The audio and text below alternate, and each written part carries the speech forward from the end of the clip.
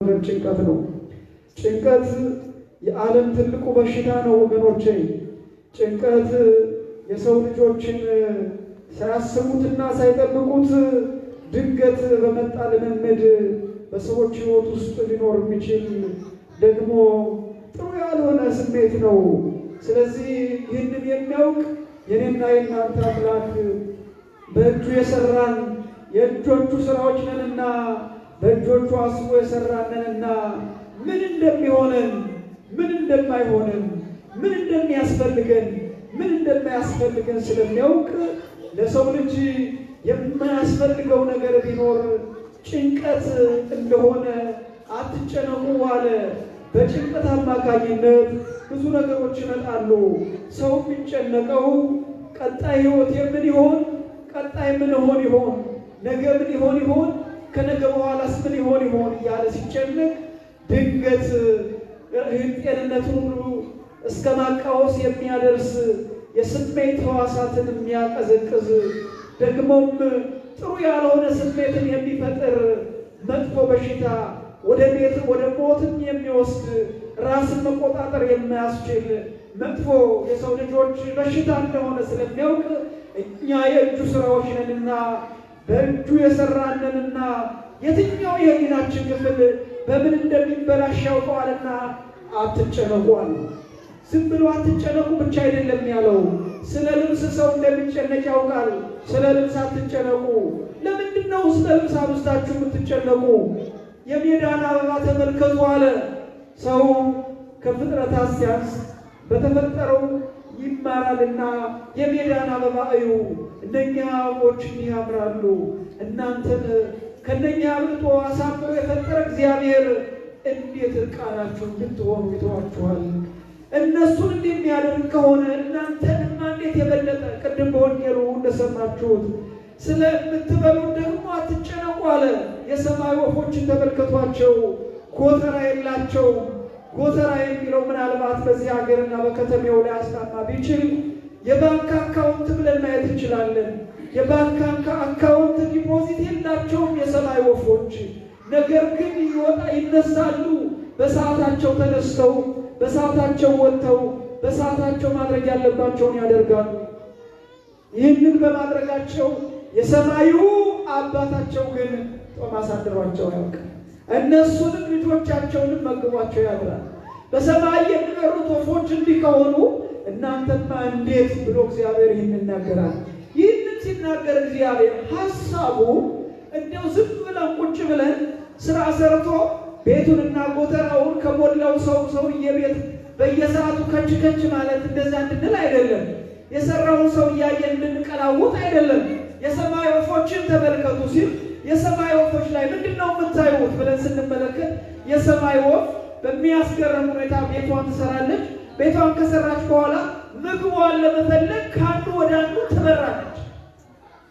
ተቀምጣ ግን ምግብ አይመጣላትም ማለት ነው። ከአንዱ ወደ አንዱ ምግቧን ለመፈለግ ምን ታደርጋለች? ትንቀሳቀሳለች። እግዚአብሔር በመንገዷ ምግቧን ይሰጣታል። ያ ነው። አንዳንድ ሰዎች የሰማይ ወፎችን የመገብ አምላክ እኔን ይመግበኛል ብሎ ጉልበቱን ይዞ መስራት እየቻለ መማር እየቻለ ማድረግ እየቻለ ምንም እጅና እግሩን አጣጥፎ የሰዎች ያለ ኃጢአት ነው፣ ኃጢአት ነው። እግዚአብሔር በላብህ በወዝህ በጉልበትህ ሰርተህ ጥረህ ግረህ ብላ ብሎ ነው ሰውን ከገነት በኋላ ያዘዘው። ስለዚህ ሰው ሁሉ በላቡ በወዙ ሰርቶ ሲበላ ሰው ሁሉ ያገኛል። እንዲህ ከሆነ ደግሞ ሌባ የለም። እንዲህ ከሆነ ደግሞ የሰውን ገንዘብ የሚመኝ የለም። አሁን እኮ ሰርቶ የሚበላ ሰው ስለጠፋ ነው ሌባው ቀመኛው የበዛ። ሰርቶ የሚበላ ሰው ባለበት ሀገር እዚህ ሀገር ሌባ አለ እንዴ? አለ? እስቲ አስታውሱኝ። እዚህ ሀገር ሌባ አለ? ዋሊታችሁን ሌባ ሞክሮት ያውቃል?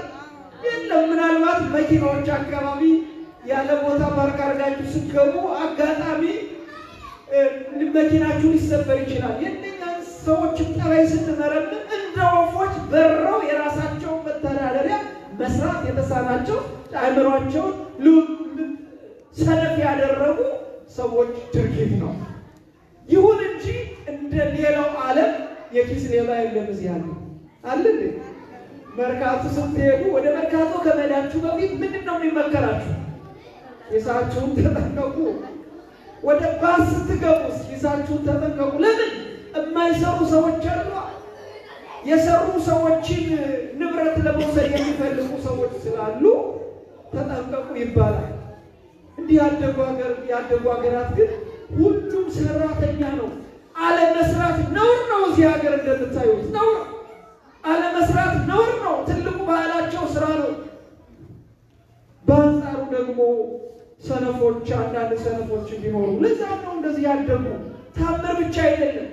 ጥሩ ሰዎች፣ ጥሩ ሀሳቡን የሚያቀናጁና ከፊት ነው የሚመሩ ጥሩ ሰዎች አሉ።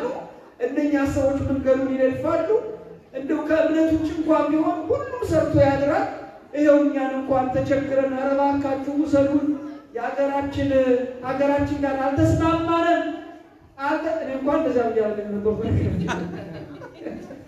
እኔ ቀንበቦሌ ነው ቀጥታ የመጣሁት። ግን ከዛ በፊት ምገዳል እባክህ መኖር አልቻልኩም፣ የሀገሬ መንግስት ሊያስኖረኝ አልቻለም በሚል ስንጠይቃቸው እንዴ እነሱ እንዴት ሰው ሊራብ ይችላል? ይህንን ያክል ሰው እንቀበላለን ብሎ ይቀበሉናል። ግን እኮ በታምር አይደለም ገንዘቡን ያገኙት። የሚገርማችሁ እንደምታዩት አየሩ ትናንትና ከትናንት ወዲያ እሳት ነበረ። ዛሬ ደግሞ ዝናብ ሆኗል። እሳት በሚሆንበት ሰዓት ምን ተጠቀሙ? ቴክኖሎጂ ተጠቀሙ። በረሃውን እልም ያለው በረሃ በቴክኖሎጂ ተጠቅመው ይኸው እነሱም አድገው እኛም ሁሉ እየሳቡ ይኖራሉ። በአንጻሩ ደግሞ የእኛን ሀገር ስታዩ የምድር ገነት ለአንድ ሳምንት ወጥ ተሰርቶ የማይለውጥበት ሀገር፣ ለአንድ ሳምንት እንጀራ ተጋግሮ የማይቀይርበት ሀገር። እናቶቼ እንጀራ ጋግራችሁ ስትቀን ነው ውጭ የምታስቀምጡት።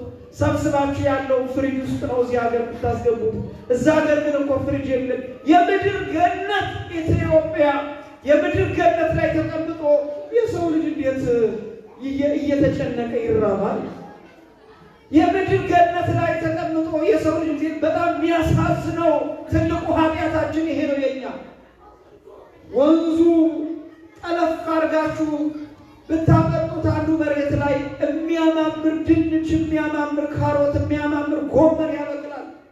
እዚህ ሀገር ግን ጠለፍ አድርገው እናድርግ ቢሉ መዓት ቴክኖሎጂ ተጠቅመው ማዳበሪያ ተጠቅመው የሚያሳድግ እንዲያፈራ የሚያደርግ ዚንክ የእንትን ውጤት ዚንክ ነው የሚባል የሚያሳድግ እሱ ሁሉ ተጠቅመው ነው። ያለ ማዳበሪያ ሀገራችን ስንትና ስንት አትክልት አላት። ስለዚህ ምንድነው እግዚአብሔር እያለ ያለ ኢትዮጵያ በጉልበታችሁ ስሩና ልባርክላችሁ እንጂ አትጨነቁ፣ አትሰዱ፣ ውሃ ይብላችሁ፣ ለነገ አታስቡ፣ ነገ ስለራሱ ያውቃል ብሎ ይናገራል። ለነገ ማለት ወገኖቻችን ከእውነት ያወጣል፣ ከጽድቅ ያርቃል። ለነገ ማለት ጭንቀት ሁሉ የሚፈጥረው ለነገ ነው። ነገን ራሱ ያውቃል። ዛሬም ብቻ ተመስገን ብላችሁ ደሩ። ኦርቶዶክሳውያን ክርስቲያን ወገኖቼ ይህንን ልመዱ። ተመስገን፣ ነገን አንተ ታውቃለህ በሉት። ምክንያቱም ብትጨነቋል ማን ነው ከእናንተ ከጥቁሮቹ ጠጉሮቹ መካከል ተጨንቆ አንዷን ወደ ነጭ የቀየረ? ወደ ጥቁርስ መቀየር ይቻላል? ወደ ቀይ ወደ ጥቁሯን ማን ነው? ጥቁሯን ጠጉር ነጭ ማድረግ የቻለ ማን ነው? ማን ነው የቻለ? አጭሩ ሰውስ ትንሽዬ ስንዝር ቁመቱ ላይ መጨመር የቻለ ማን ነው አለ። ወገኖቼ ይህንን ማድረግ ያልቻለ ጭንቀት አይግደላችሁ ነው የእግዚአብሔር ዓላማ። አይግደላችሁ። እግዚአብሔር ለምንድን ነው ይህንን የሚለው ብለን ስንመለከት በአንጻሩ በምድር ላይ ያሉ ጠበብቶች ራሱ ተጠበው የሚሰሩትን አንድ ማሽን ምን እንደሚጎዳው ምን እንደማይጎዳው ጽፈው አብረው እስከ ማንዋሉ ነው ወደ እናንተ የሚልኩላችሁ። እሳት የሚጠላ ሊሆን ይችላል። ውሃ የሚጠላ ሊሆን ይችላል። ፀሐይ የሚጠላ የሚያበላሸው ሊሆን ይችላል። ስለዚህ የምትገዙትን ዕቃ የፈጠረው ማሽኑ አብሮ እስከ እስከሚጠላውና የሚወደው ሁሉ ጨምሮ ዲስክሪፕሽን አብሮ ይልክላችኋል። ያን እያያችሁ አይ ውሃ ቢነካው ይበላሻል፣ አይ ይሄ ወተር ፕሩፍ ነው፣ ውሃ ምንም አያስቸግረው ብላችሁ ቢወድቅ አይሰበርም ካላችሁ አይሰበርም ብላችሁ ታቡታላችሁ። የማይሆነውን ደግሞ እንዳይሆን ትጠነቀቁለታላችሁ። የኛ አምላክ መድኃኒዓለም ዛሬ ለሰዎች አትጨነቁ ሲል ስትጨነቁ የህሊናችሁ ሐዘን ይጎዳል፣ ይበላሻል፣ ትዝጋላችሁ ማለት ነው። ውበታችሁ ይበላሻል። በውበት ቢጨክር የለም መጀመሪያ በውበት ቢጨክር ውበታችሁ፣ ፊታችሁ፣ ገጽታችሁ ይበላሻል። አትጨነቁ ይላል ጌታችን።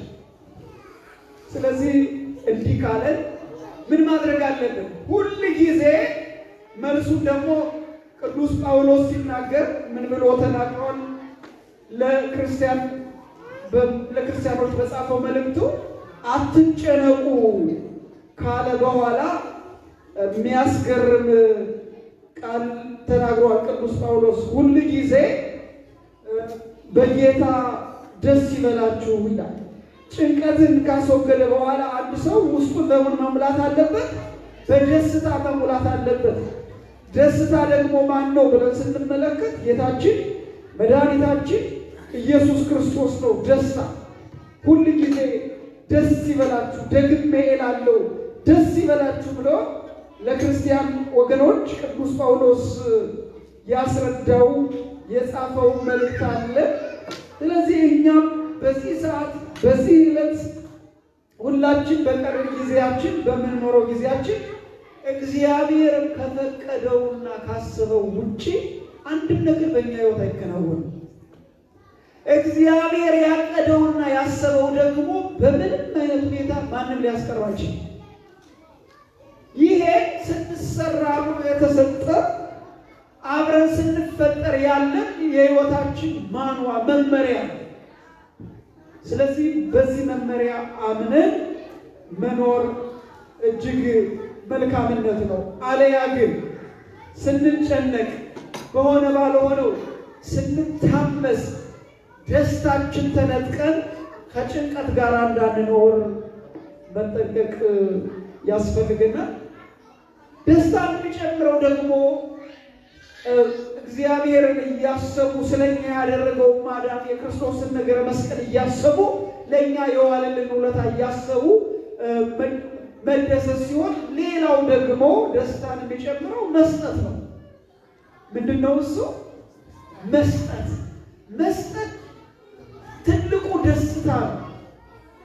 መቀበል ደግሞ ከኃጢአት ያልተናነሰ ነው። ምንም የሌለው ካልሆነ በቀር መቀበል ኃጢአት ነው። እንደው በነፃ መቀበል ኃጢአት ነው። መስጠት ግን በረከትና ጸጋ ነው። እንደውም በመጽሐፍ ተብሏል፣ ከሚቀበል ይልቅ የሚሰጥ ብፁዕ ነው ይላል።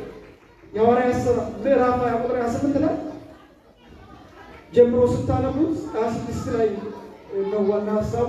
ግን ከ28 ጀምሮ ስለ ቤተ ክርስቲያን የተናገረው አንቀጽ ከሚቀበል ይልቅ የሚሰጥ ብፁዕ ነው ይላል። ስለዚህ ውድ እግዚአብሔር ልጆች በመስጠታችሁ ደስ ይበላችሁ፣ በማድረጋችሁ ደስ ይበላችሁ።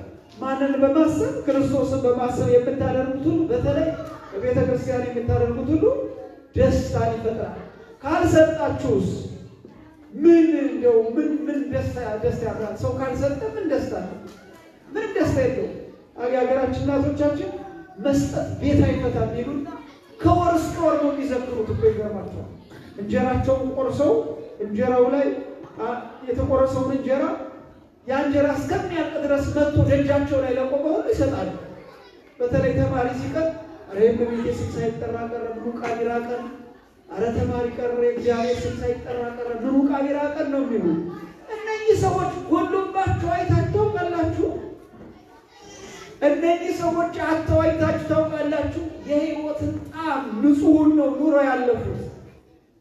ሰለጠነ የሚባለው ነው እየሸጉት ያታለለ የሚጎዳ እረፍት የሌለው ኑሮን ራሱ ጣዕም የሚያሳጣ።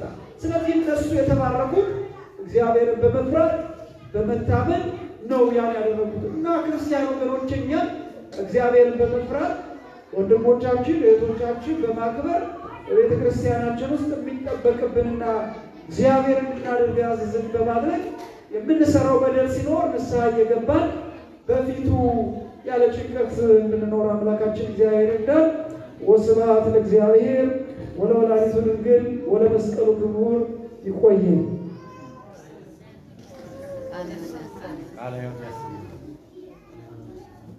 እሺ እኔ እዚህ ላይ ጨርሻለሁ።